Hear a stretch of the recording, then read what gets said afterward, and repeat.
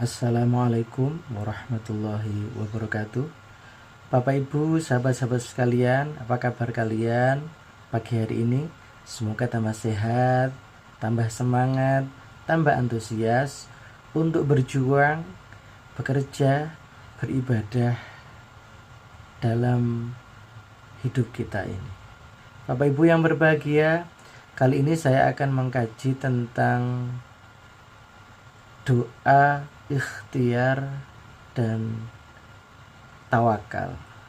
Bapak Ibu, kita sebagai manusia yang hidup di muka bumi ini, kita tidak bisa lepas dari tiga hal ini: doa, ikhtiar, dan tawakal.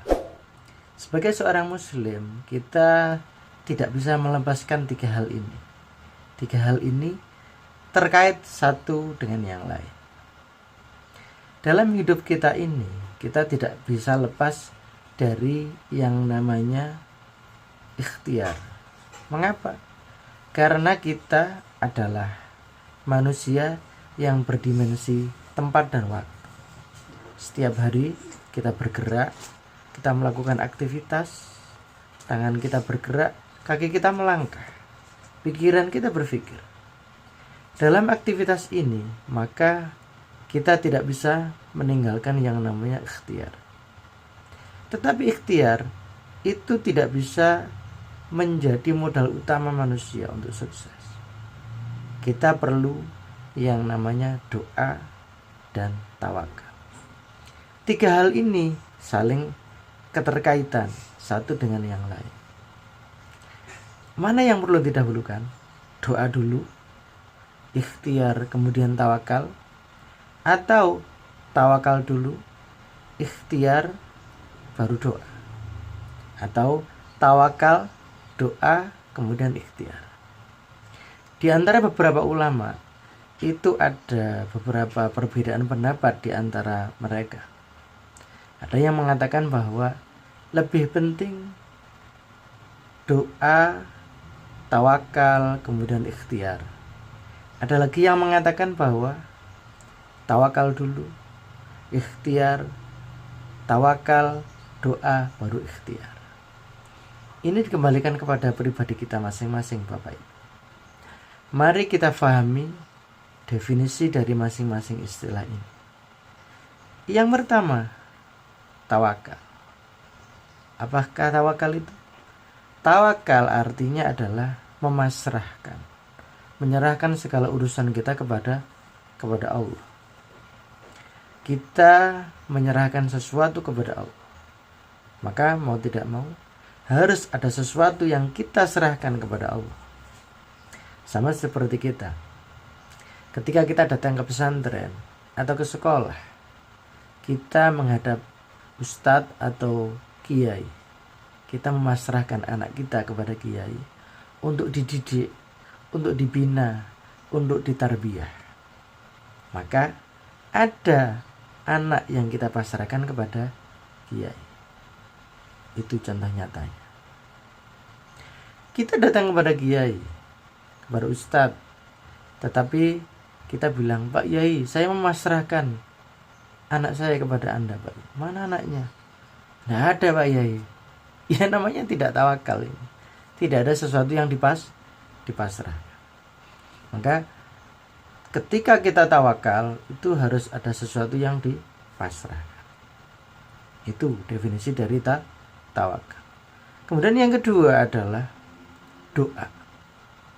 Doa. Apakah doa itu? Doa adalah harapan, impian, cita-cita yang kita ungkapkan kepada Allah. Impian, cita-cita, pengharapan yang kita haturkan kepada Allah Subhanahu wa ta'ala. Maka doa ini sangat penting bagi seorang muslim. Rasulullah Muhammad sallallahu alaihi wasallam bersabda, "Ad-du'a'u mukhul ibadah." Doa adalah otaknya ibadah. Doa adalah inti daripada ibadah.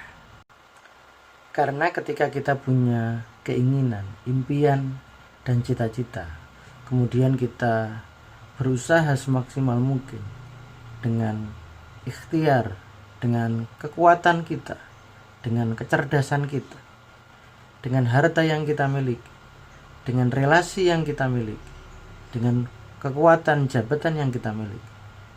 Tanpa berdoa kepada Allah Subhanahu wa taala, ini menunjukkan bahwa kita sedang melakukan kesombongan. Kita sedang sombong. Kita tidak mau berdoa kepada Allah. Allah sangat membenci hamba-hambanya yang tidak mau berdoa kepadanya. Allah sangat benci kepada hambanya yang sombong. Tidak mau berdoa adalah wujud dari kesombongan seorang hamba. Maka sahabat-sahabatku, Bapak Ibu sekalian, mari kita berdoa, kita luangkan waktu untuk berdoa kepada Allah, memohon kepadanya, memohon ampunannya, memohon karunia-Nya, memohon rahmat-Nya, memohon rezeki yang halal barokah, memohon diberi anak yang soleh-solehah, memohon kepada Allah agar dikaruniai suami yang soleh, suami yang pengertian, memohon kepada Allah agar dikaruniai istri yang pengertian, istri yang soleh, dan permohonan-permohonan yang lain. Jangan takut untuk memohon kepada Allah, karena Allah itu akan selalu mendengarkan doa dari hamba-hambanya yang beriman. Bapak Ibu sekalian, kemudian yang ketiga adalah ikhtiar. Ikhtiar artinya usaha. Sebagai manusia, kita perlu berusaha semaksimal mungkin dengan kekuatan pikiran kita, dengan kecerdasan kita, dengan tenaga dan kemampuan yang kita miliki, dengan usaha dan upaya yang kita miliki.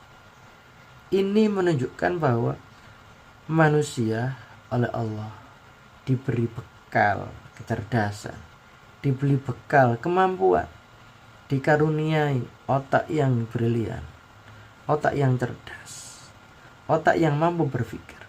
Maka kita berusaha semaksimal mungkin sesuai dengan apa yang kita mau. Maka setelah kita berdoa memohon kepada Allah sesuatu yang kita impikan, yang kita cita-citakan, baik urusan dunia ataupun urusan akhirat. Kemudian yang kedua, kita mengikhtiarkan, kita berusaha semaksimal mungkin, berusaha, berupaya dengan kekuatan, dengan tenaga yang kita miliki. Baru yang ketiga, kita pasrah, kita menyerahkan segala urusan kita kepada Allah.